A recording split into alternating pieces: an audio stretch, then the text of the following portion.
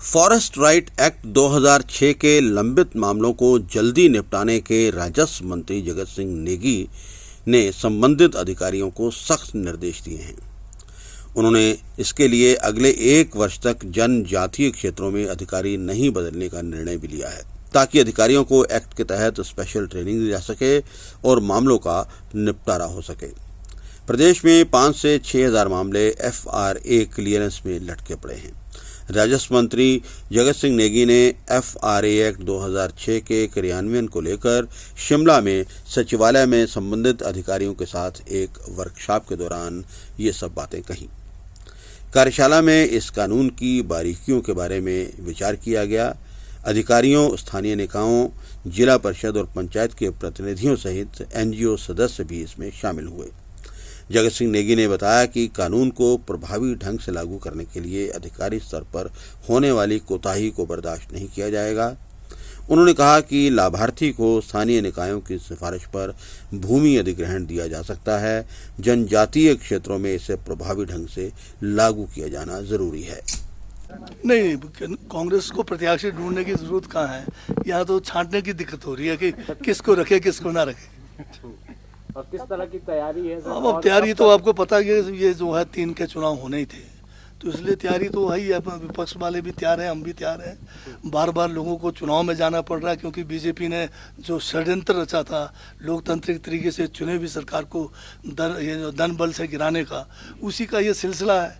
अब ये 3 लोग जो है इस्तीफा देकर करना क्या चाहते हैं, दोबारा फिर चुनना चाहते हैं, तो लोगों के ऊपर बोझ तो पड़ ही रहा है और काम रोका जा रहा है। अब फिर दोबारा धन बल का इस्तेमाल होगा, फिर आप देखेंगे कि क्या होगा। ठाकुर तो यही कह रहे हैं कि जयराम ठाकुर ही तो ये जो है इस जो है षड्यंत्र के मुखिया है, जिनके नेतृत्व में एक अलोकतांत्रिक काम हो रहा है।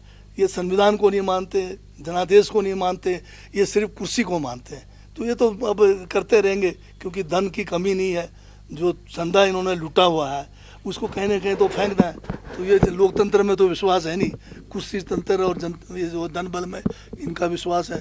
तो जयराम जी को करने दीजिए, पर जनता ने बता दिया कि ये धागी और बिके हुए नहीं चलेंगे। अच्छा, उनका एक बयान और भी है, ये दिक्कत है इसमें। तो इसमें आपका डिपार्टमेंट का प्रेजेंस बहुत जरूरी है। अगर कोई एब्सेंट होता है मंत्री ऑब्जेक्शन करेंगे, बट इट इज ऑलवेज क्या कहते हैं, वो हमने उसको माना ही नहीं है। नॉन ऑफिशियल मेंबर्स और ग्राम सभा का प्रेरोगेटिव रहता है सर। आप तो फॉरेस्ट वाला है, ये इंडिविजुअल राइट्स के बताओ, इंडिविजुअल कितने के इंडिविजुअल केसेस की बात कर रहे हैं, उसका नहीं है, ये रोल नहीं है। ऑब्जेक्शन करते रहेंगे, ऑब्जेक्शन हटाने का काम तो इधर है। इधर लिखेंगे कि भाई हम कर दिया, तो ग्राम सभा प्रॉपर कराओ ना, उसमें आप लोगों की सबकी जिम्मेवारी है उसमें। हाँ जी, फॉरेस्ट डिपार्टमेंट बताइए, आप लोग क्या कुंडली लगाते हैं? नमस्कार सर, मैं DFO पांगी हूँ सर।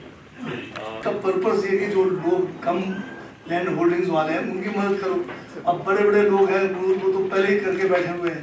इसमें जब ग्राम सभा इस पर्टिकुलर काम के लिए होगा, उसमें फॉरेस्ट वाले को जाना अनिवार्य है। अगर वो नहीं जाएगा तो उसके ऊपर नहीं है। और दूसरे कौन से डिपार्टमेंट्स हैं? रेवेन्यू का पटवारी है। हाँ, ये दो लोग हैं कि ये लोग भी जो है जो सर्कुलेशन में ये लोग भी दस्तखत कर रहे हैं। फॉरेस्ट राइट्स एक्ट है, ये 2006 में UPA गवर्नमेंट जब कांग्रेस की गठबंधन सरकार थी उसमें लाया गया। ये बहुत ही महत्व का ऐतिहासिक जो है एक एक्ट है, जिस किस्म का मनरेगा भी उसी दौरान आया था। तो इस एक्ट के तहत जो है करोड़ों देश में हमारे जो है ज़्यादातर जनजाति लोग हैं या फॉरेस्ट ड्वेलर्स हैं जिनको ज़मीन का हक नहीं मिला है, और इस कानून के तहत उनको जो है ज़मीन में जो है उनके राइट्स देने का है, उनको जो है पट्टे देकर मालिकाना हक देने की बात है। तो ये हिमाचल में ये एक्ट को इम्प्लीमेंट किए हुए, नोटिफाई हुए आज 16 वर्ष से ज़्यादा का समय हो रहा है, परंतु जो डिज़ायर्ड जो रिज़ल्ट है वो अभी तक नहीं आया। तो हमने पिछले बार जो है एक जो है सभी ट्राइबल एरियाज़ में जो है इसके लिए ट्रेनिंग निचले लेवल से पंचायती राज के हमारे प्रतिनिधियों से लेकर अधिकारियों तक करने के लिए हमने कुछ बजट का प्रावधान भी किया, परंतु पिछले वर्ष जो है बाढ़ के कारण जो है ये प्रोग्राम पूरी तरह से नहीं चल पाया। तो इस बार हमने इसको जो है दोबारा से जो है एक मुहिम के तौर पे शुरू किया है, और आज जो हमने यहाँ पर एक वर्कशॉप टाइप का बुलाया है जिसमें हमने डिस्ट्रिक्ट लेवल के जो हमारे डिप्टी कमिश्नर्स हैं और जो हमारे सब डिवीज़न लेवल पे हमारे एसडीओ सिविल जो एसडीएम के चार्ज भी होते हैं, और इसके जो मेंबर्स हैं जिला परिषद और पंचायत समिति के, और हमारे फॉरेस्ट डिपार्टमेंट के अधिकारी हैं, इन सबको यहाँ बुलाकर आज हमने इस कानून की जो बारीकियाँ हैं जिसको लेकर अधिकारी भी जो है अपने जो है इसमें दखल मतलब क्या कहते हैं इसमें फैसला नहीं ले पा रहे थे, तो उस कानून की बारीकियों को इनको बता दिया गया है। और हाँ, साथ में हमने ये भी बताया है कि जब तक कम से कम 1 साल के अंदर जब तक डिज़ायर रिजल्ट हमें नहीं मिलेंगे, हमारे डिप्टी कमिश्नर जो है जनजातीय क्षेत्रों से ट्रांसफ़र नहीं होंगे, सब डिविजनल लेवल के जितने अधिकारी हैं ये भी नहीं जाएंगे, क्योंकि जनजातीय क्षेत्रों में सिर्फ जाके टाइम जो है निकाल के आना ही नहीं है, बल्कि उनको वहाँ पर लोगों के हक में काम भी करना है। तो ये बहुत बड़ा एक इशू है। इसमें जो है पूरा हमारा जनजातीय इलाके हैं और बॉर्डर के साथ लगते हैं। लोगों को अगर हम वहाँ ज़मीन का हक नहीं देंगे, वहाँ पर लोगों को पलायन को रोकना पड़ेगा, बेरोज़गारी को दूर करना पड़ेगा। इसलिए आज अधिकारियों के साथ भी हमारी जो है यहाँ पर इस वर्कशॉप में एक एक उनके जो डाउट्स थे कानून को लेके, उसको हमारे यहाँ पर जो रिसोर्स पर्सन्स आए हैं, हमारे यहाँ पर NGOs भी बुलाए हैं, उन्होंने इनके डाउट्स क्लियर कर दिए। अब हमारे अधिकारी भी काफ़ी जो है अब इसकी जानकारी इनको मिल गई है। हमने समय सीमा बांधा है। अब इसका हमने ये किया है कि ग्राम सभा लेवल पर 1 महीने से ज़्यादा फाइल नहीं पेंड होगा। उसके बाद सब डिविजन लेवल का जो कमेटी है जिसमें SDMs को जो है पावर है, वो वैसे SDO सिविल का उनके पास डेजिग्नेशन है, और ये भी 1 महीने रखेंगे। और जो उसके ऊपर DLC है, DLC में भी 1 महीने से ज़्यादा फाइल पेंड नहीं होगा। क्या मैं नहीं कह सकता, परंतु जहाँ तक मैंने फील्ड में देखा है कि ये जो कानून जो है बहुत ही मतलब आम आदमी के लिए बना है, बहुत सिंपल कानून बना है। बहुत सारे इसमें जो है कोई पेचीदियाँ नहीं है, परंतु अधिकारी जो है इसको इम्प्लीमेंट करने के लिए जो है तरह तरह के मतलब नुस्खे लगा रहे थे, जो कि कानून में है नहीं। कानून बड़ा सिंपल है। इस सिंपल कानून को भी अगर ये इम्प्लीमेंट करने में अलग अलग मतलब इसका इंटरप्रिटेशन करेंगे, वो गलत है। और इस कानून में बहुत प्रावधान है।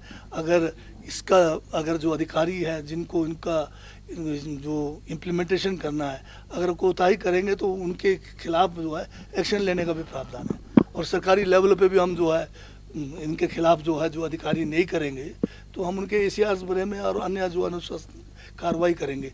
और जब ट्राइबल से इस बार शुरू किया है और अगले आने वाले समय में पूरे हिमाचल में FRA के केसेस को जो है हम एक मुहिम के रूप में चलाएंगे, ताकि ज़्यादा से ज़्यादा जो लोग पात्र व्यक्ति हैं उनको ज़मीन मिल सके, ताकि लोग अपना रोजी रोटी कमा सकें।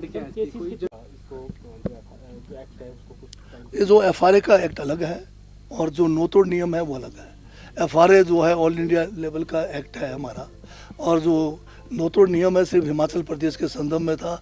उस समय ये जो है FCA नहीं था, फॉरेस्ट कंजर्वेशन एक्ट जब 1968 में ये किया गया। 1980 तक नोतोड़ में 20 बीघे से कम लोगों को ज़मीन देने का प्रावधान था।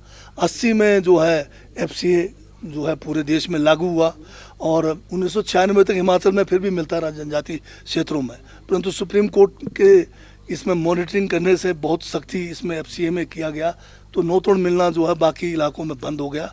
जनजातीय क्षेत्रों में इसको जो है फिर भी खुला रखा था। तो हमने 2014 से लेकर 17 तक FCA को पिछले गवर्नमेंट कांग्रेस के समय में सस्पेंड किया ताकि नोतोड़ मिले। बहुत सारे लोगों को मिले नोतोड़। 18 तक ये कानून था, बीजेपी के गवर्नमेंट ने उसमें जो एक भी केस जो है नोतोड़ में नहीं दिया। फिर हमने आंदोलन किया, आंदोलन करने के बावजूद 2020 में 1 साल के लिए फिर सस्पेंड किया, परंतु फिर भी बीजेपी गवर्नमेंट ने जो है एक भी नोतोड़ का केस जो है स्वीकृत नहीं किया। दोबारा हमारी सरकार भी आई, हमने जो है दोबारा कैबिनेट से प्रस्ताव पास करके माननीय गवर्नर महोदय को प्रेषित किया।